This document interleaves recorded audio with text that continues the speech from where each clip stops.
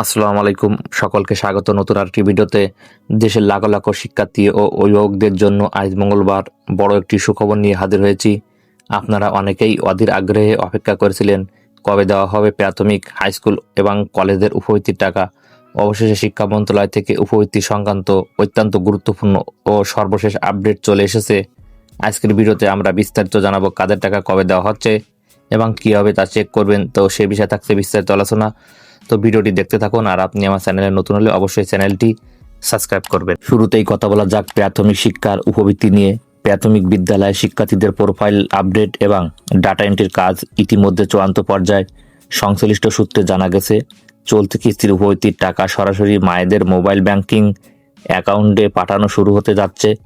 যদিও আপনার সন্তানের মোবাইল নম্বর বা অ্যাকাউন্টের কোনো সমস্যা থেকে থাকে, তবে দ্রুত আপনার সন্তানের বিদ্যালয়ের প্রধান শিক্ষকের সাথে যোগাযোগ করুন। এবার আসি হাই স্কুল ও কলেজ পর্যায়ে শিক্ষার্থীদের তথ্যে।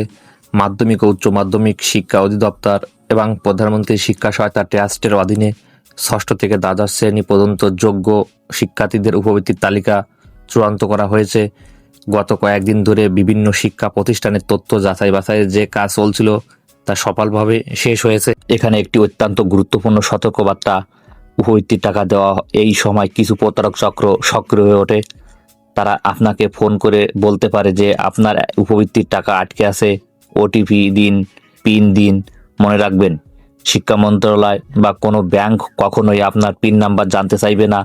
তাই উপবৃত্তির নাম করে কেউ গোপন তথ্য চাইলে একদম দিবেন না। আজ মঙ্গলবার থেকে ধাপে ধাপে যোগ্য শিক্ষার্থীদের মোবাইলে পেমেন্ট মেসেজ বা টাকা পাঠানো প্রক্রিয়া শুরু হচ্ছে। তো এই ছিল আজকের মতন ভিডিও। তো ভিডিওটি যদি ভালো লাগে তাহলে লাইক, কমেন্ট, শেয়ার ও সাবস্ক্রাইব করতে ভুলবেন না।